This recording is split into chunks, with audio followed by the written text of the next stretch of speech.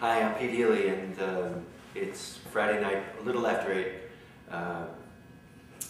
This is a special show to commemorate the events of February 15th, 2003, and to try to tie together those events with those of September 11th, 2001, and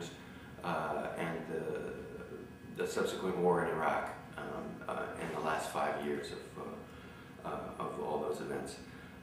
I have a speech prepared, and I'll just begin. February 15th is a date that isn't well remembered, but it should be. Just 17 months after the tragic violence of September 11th, 2001, February 15th, 2003 was a day of worldwide protest against a war that hadn't yet begun, when an estimated 10 to 12 million people on every continent in 800 cities across 60 countries. These protests included one of about 50 scientific researchers at the McMurdo Station in Antarctica, who briefly stepped outside into the Antarctic cold with signs and placards to protest this impending war, making it officially a protest on every continent. I remember where I was on that day, just as I remember where I was and what I was doing when I heard the news about the planes crashing into the Twin Towers just 100 miles south of here on September 11th in 2001.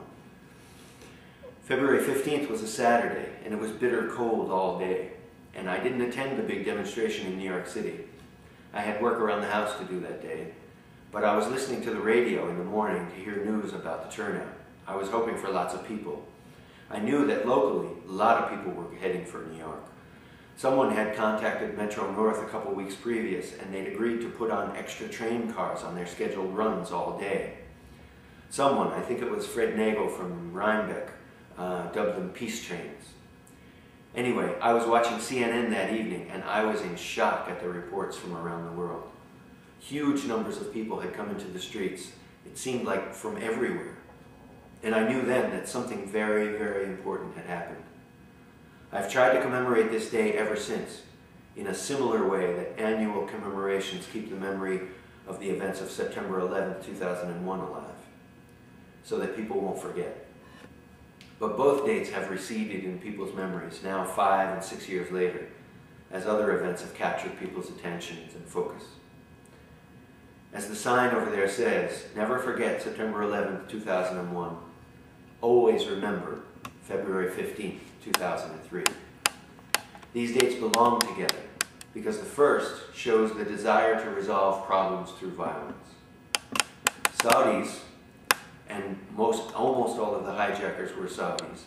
Saudis had a grievance with the United States because when the U.S. first went to war against Iraq in 1991, American military bases were established in Saudi Arabia.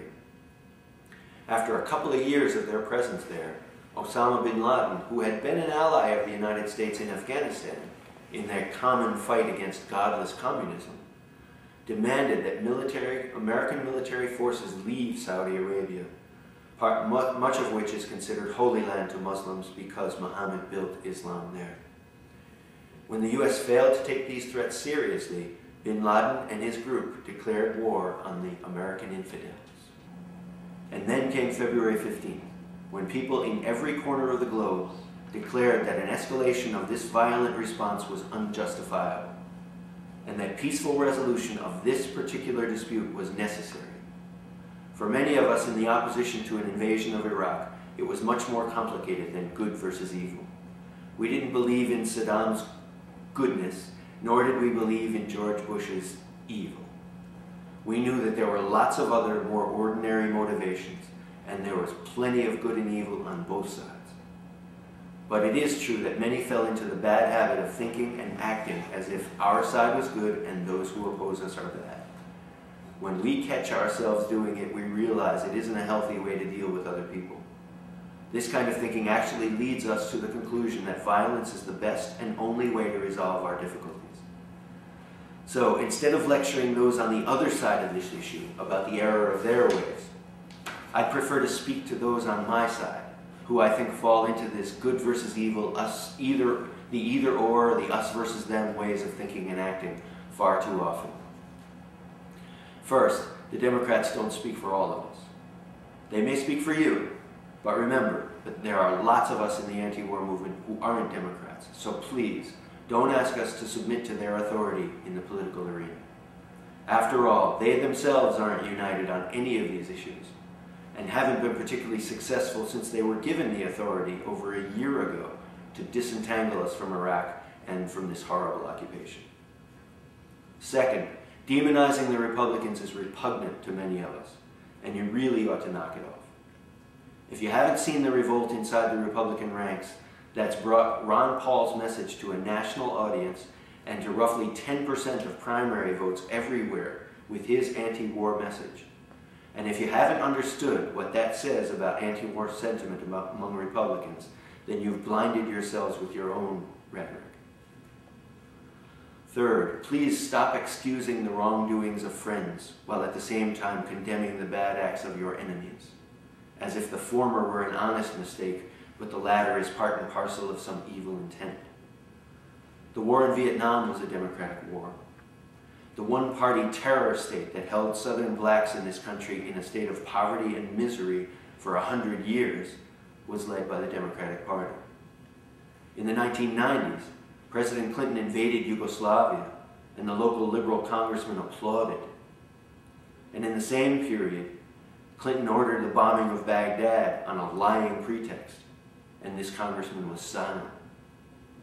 Let's consider the possibility that there is a double standard at work, and reconsider whether that double standard is sensible or fair. Fourth, the anti-war movement seems to do the same things over and over and over again and expect a different result. Our continued electoral reliance on Democrats, who were split pretty much down the middle from the beginning and are now ineffective at best, and the way we bus ourselves down to Washington, D.C. pretty much every spring and fall with no discernible effect, those constant vigils with almost exactly the same group of people every week, and those wonderful bumper stickers. We have majority support among the general population, and we have no effect on public policy. We must not be doing something right.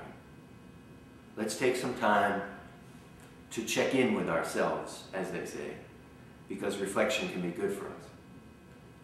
Lastly, I want us to remember our successes more often than we do. February 15, 2003 was a big success.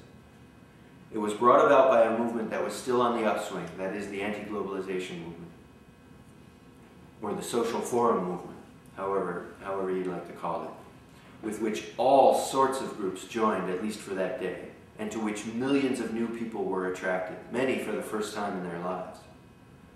I would like us to remember days like this, and not so much days like March 19th, the first day of the shock and awe campaign that started the war back in 2003.